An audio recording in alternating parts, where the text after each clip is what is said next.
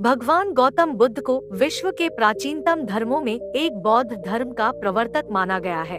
उनके अनमोल विचारों से जीवन की दशा और दिशा बदल जाती और नई प्रेरणा मिलती है। लोग उनके उपदेशों और विचारों को ग्रहण कर उसका पालन करते हैं। लेकिन गौतम बुद्ध के कई विचारों में एक है 4 पति पत्नी होने से जुड़े विचार, जिसे जानकर आप चकित रह जाएंगे। गौतम बुद्ध के अनुसार हर पुरुष की 4 पत्नियां और हर स्त्री के 4 पति होने चाहिए। लेकिन आखिर उन्होंने ऐसा क्यों कहा और इसके पीछे का कारण क्या है, इसका जवाब आपको इस कहानी में मिलेगा।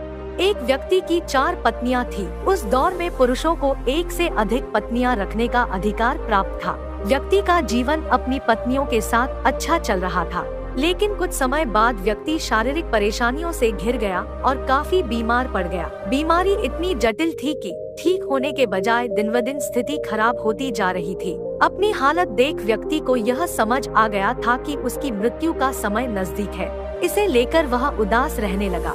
एक दिन उसने पहली पत्नी से कहा, प्रिय, मेरी मृत्यु नजदीक है।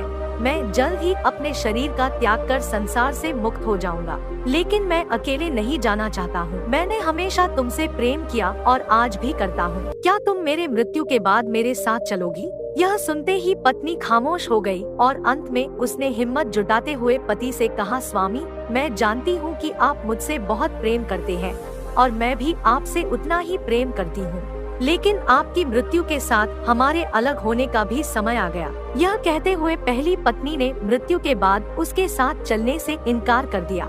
इसके बाद व्यक्ति अपनी दूसरी पत्नी के पास जाकर उससे भी यही प्रश्न पूछते हुए कहता है, क्या तुम मृत्यु के बाद मेरे साथ चलोगी? जवाब में दूसरी पत्नी कहती है, जब आपकी पहली पत्नी ने ही आपके साथ जाने से इनकार कर दिया तो मैं आपके साथ कैसे जा सकती हूँ? यह कहते हुए वह भी उसके पास से चली जाती है। व्यक्ति की मौत अब बेहद करीब रहती है और वह मृत्यु के बाद अकेले होने के कारण उदास मन से तीसरी पत्नी को बुलाकर भी यही प्रश्न करता है।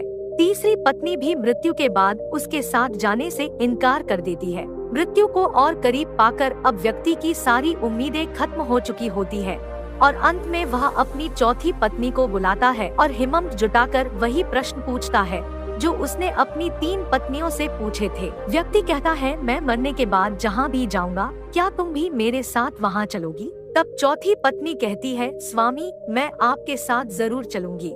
आप जहाँ भी जाएंगे मैं भी आपके साथ चलूंगी और आपका साथ दूंगी, क्योंकि मैं खुद भी आपसे दूर नहीं रह सकती। कहानी को सुनाते हुए गौतम बुद्ध अंत में कहते हैं, हर पुरुष और महिला के पास 4 पत्नियां और 4 पति जरूर होने चाहिए। यह इसलिए क्योंकि उसे भी चौथी बार में हाँ सुनने को मिले। हालांकि कहानी में बताए 4 पति और पत्नी का तात्पर्य यहाँ गौतम बुद्ध ने जीवन के पहलू को बताया है। गौतम बुद्ध के अनुसार इस कहानी में पहली पत्नी हमारा शरीर है, जो मृत्यु के बाद हमारे साथ नहीं जा सकती। इसलिए मृत्यु के बाद शरीर को जला दिया जाता है या दफना दिया जाता है। दूसरी पत्नी है हमारा भाग्य है।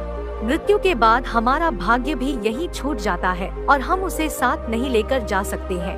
तीसरी पत्नी का संबंध रिश्तों से है। मृत्यु के बाद रिश्ते नाते सभी यही छूट जाते हैं और हम चाहकर भी इसे अपने साथ नहीं लेकर जा सकते हैं। कहानी में चौथी पत्नी जो कि साथ जाने के लिए तैयार हो जाती है, इसका संबंध हमारे कर्म से है। कर्म ही एकमात्र ऐसी चीज है जो मृत्यु के बाद हमारे साथ जाती है। कर्म ही वह चीज है जिससे हमारे पाप पुण्य का लेखा जोखा होता है और मृत्यु के बाद हमारी आत्मा को स्वर्ग या नरक की प्राप्ति होती है।